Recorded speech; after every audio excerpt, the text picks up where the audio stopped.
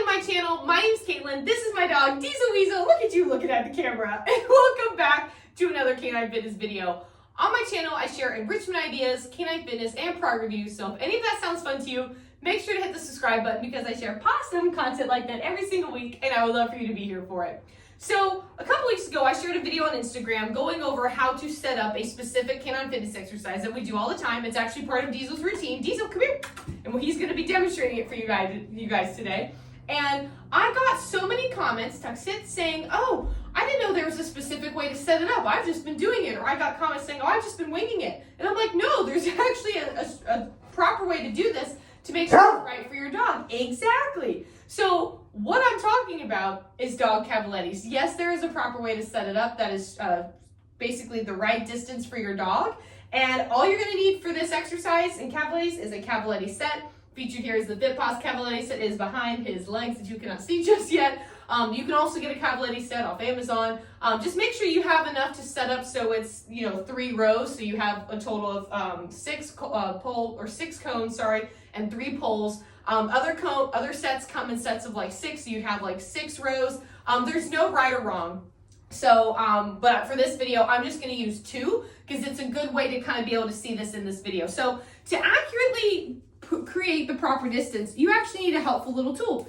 You need a soft measuring tape because, fun fact, the distance between your Cavaletti poles, Diesel, come here, is determined by the height and size of your dog. So what we're going to do, Diesel, come. He's all excited. He's like, oh my gosh. You're going to start at the ground where your dog's foot is, and then you're going to meet at the top of their shoulder where, hi Bubba, where it's called their wither. So I'm going to come around to the front. Diesel, stay. Go boy. No, Diesel, stay. Well, fine, then come this way. Come. I can do it this side too, Bubba. All right, so we're going to do your foot. Oh, no, don't eat it. We've done this 1,000 times, and today he chooses to eat it. Come here, Bubba. Or maybe there's a cookie also on the ground. Come. We got to show him how to do it. Go boy, Diesel, stay. Okay, let's try this again. There we go. So his top, it reaches at 27 inches. So that means we need to have our poles 27 inches apart. So that's what we're going to do. So keep your handy dandy tape measurer, and you're going to go ahead and grab, again, I'm just going to do 2 rows because otherwise I feel like you won't be able to accurately see kind of what we're doing, and I want you to be able to see the distance. Ideally, I'd love to set up at least 3 just because I feel like it's great. When you are starting Cavaletti with your dog, here's some pro tips. 1, start with just 1 pole because there's a chance your dog has never walked up and over something like this before, and you don't want to set up this like obstacle course for them to potentially fail at, right? You always want to set your dog up for success. 2, you also want to make sure it's on the lowest setting possible. You're not going to hike it up to the top. We're not practicing our agility jumps. That's not what this is. And especially right now, what I'm actually setting up for is a strength exercise. We're not working on stride work. We're not working on distance. We're not doing none of that. We're solely focusing on walking over these poles. So obviously these are not the right distance yet because I was talking to y'all. So I'm going to go ahead and separate that, and then we're going to see how much more we need because I don't feel like we need that much. Oh, actually, did I get this right? Oh my gosh, y'all. I'm like maybe not even a ½ inch off. Ooh, I'm getting good at this. I'm starting to be able to eyeball it. That's exciting. All right, so I'm going to just throw that off to the side. So now what you're going to do, there's a couple tips to this as well. So again, I have this on the lowest setting right now. And the point of the Cavalettis, there's multiple benefits to them, but one of my favorite benefits is that body awareness, that hind-end awareness. They're having to know where all 4 feet are, because fun fact, most dogs have no idea where their back feet are. They have 60% of their weight on the front half of their body with their chest and their head. The back feet, they don't even know they're there. They just know somehow they make it from the yard to the front door when they come in from their walk, but they don't know how those back feet worked. And that's okay. We're going to help them teach that. So this exercise is fantastic for them to realize, oh, I need to pick something up or else I'm like tripping over something. What is that? It's a fantastic awareness exercise. So what you're going to do, Diesel, come. You're going to make sure your dog walks slowly over the poles. Good boy. Good job. He's all fired up. He's very excited. But the goal is slow and controlled movements. Did you find your cookie? I have more. Easy.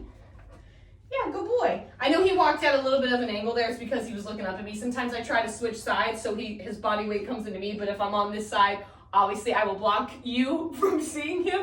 So we're just going nice and slow. Good boy. The biggest thing and tip I can give you, or it's actually, I'll give you 2.